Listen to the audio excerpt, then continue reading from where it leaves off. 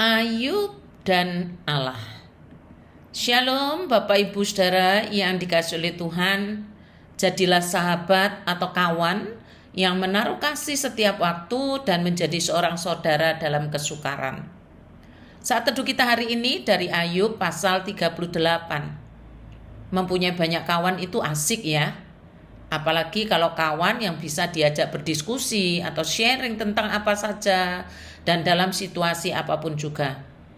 Memang sih manusia kan makhluk sosial, jadinya ya tidak bisa hidup sendirian. Dan bukan hanya jumlahnya saja berkawan itu, yang paling penting adalah kualitasnya. Apakah kawan kita itu bijak dalam melihat masalah atau menilai sesuatu. Nah, masih mengenai Ayub, tokoh kita hari ini yang dicatat oleh Alkitab sebagai orang yang saleh, jujur, serta takut akan Tuhan, menjauhi kejahatan, mempunyai kawan-kawan yang nama-nama kawannya itu dicatat dalam Alkitab, seperti Elifaz, Bildad, Zofar, dan Elihu. Kawan-kawan Ayub ini menyaksikan secara langsung penderitaan dan malapetaka yang dialami oleh Ayub. Dalam perikop kita hari ini sebagian besar diisi dengan perdebatan tajam antara Ayub dan ketiga kawannya, Elifaz, Bildad, dan Zofar. Sama-sama merasa benar dan berhak berbicara. Sama-sama mengatasnamakan Allah dan mengutip nama Allah. Pertanyaan dan jawaban masing-masing kelihatan logis. Di pasal-pasal terakhir muncul seorang pemuda bernama Elihu, sepertinya ia lebih bijak dalam melihat masalah. Dalam pasal 38 ini Tuhan hadir dan memberi respon langsung kepada Ayub dengan cara yang sangat mengesankan dan penuh keagungan. Tuhan menjawab dari dalam badai. Badai adalah lambang kekuatan dan otoritas Tuhan. Kekuatan dan keagungan Tuhan seringkali kita tidak bisa mengerti sepenuhnya. Kemudian Tuhan mengajukan pertanyaan retoris kepada Ayub yang menunjukkan keterbatasan Ayub untuk bisa mengerti keagungan dan pengetahuan Tuhan. Kebijakan dan pengetahuan Tuhan jauh melampaui apa yang bisa kita mengerti. Allah mengingatkan akan penciptaan bumi, dasar bumi, dan dengan segala pengaturannya di alam semesta. Pada bagian ini Allah juga mengingatkan Ayub akan otoritasnya. Segala sesuatu Allah tahu, Allah mengerti, dan berada di dalam kontrol Allah termasuk yang terjadi pada diri Ayub. Pada zaman Ayub yang sejaman dengan Abraham ini, memang Alkitab belum terbentuk, belum ada. Semua firman Tuhan disampaikan secara lisan dan simbolis seperti angin, badai, atau api.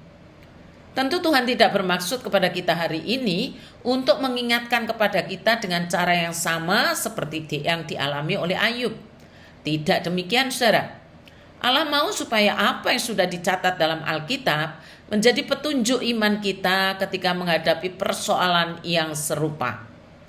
Jika Ayub saja yang saleh, jujur, takut Tuhan, dan menjauhi kejahatan masih mengalami musibah dan malapetaka yang tak terelakkan, yang memang karena tuduhan iblis atas kesalehannya, maka kita ketika menghadapi kesulitan dan penderitaan atau bahkan berduka, seakan-akan kita berkata tidak adil. Bukankah hidup kita sudah cukup baik, cukup saleh? Mengapa Tuhan diam, tidak memberikan rasa keadilan? Mengapa Tuhan tidak memihak pada orang benar? Saudara, memang manusia itu dimensia untuk dosa dan kesalahannya. Lupa kepada dosa dan kesalahannya, tapi sangat ingat dan jeli akan kesalahan orang lain dan dosa-dosanya. Saudara-saudara yang dikasihi oleh Tuhan, Allah menantang Ayub sebagai laki-laki. Ini jangan diartikan menantang untuk duel ya, untuk bertengkar, bukan. Bukan itu maksudnya. Sebelum Ayub ada, bahkan sebelum dunia ini ada, Allah sudah ada. Bumi dengan segala isinya ada di dalam kontrol Allah. Segala yang ada di dalam dunia ini bisa berjalan dengan baik dan bisa berlangsung dengan baik, semua ada dalam kuasa dan kendali Allah. Allah meyakinkan Ayub, ia tidak diam. Hidup masih terus berlangsung, sejarah terus bergulir. Jangan cepat menghakimi sebelum kita menjalani hidup sampai akhir. Belajarlah percaya kepada Allah, sesulit apapun hidup kita hari ini. Percaya tidak cukup hanya mengimani, namun juga belajar menyerahkan seutuhnya kehidupan kita, walau kita tidak mengerti. Satu keyakinan kita, Allah adalah Bapa kita. Allah baik dan pasti akan memberikan yang terbaik bagi setiap anak-anaknya. Dan milikilah kawan atau sahabat-sahabat yang bijak dalam melihat masalah atau menilai sesuatu, agar kita makin terbuka menikmati desain Allah yang indah pada waktunya. Semakin pengenalan kita akan Allah itu bertambah, semakin kita dapat melihat dan menikmati rencananya dalam hidup kita. Teruslah saleh, teruslah jujur dan takut akan Tuhan, dan jauhilah kejahatan. Jangan tergoda untuk membelakangi Tuhan.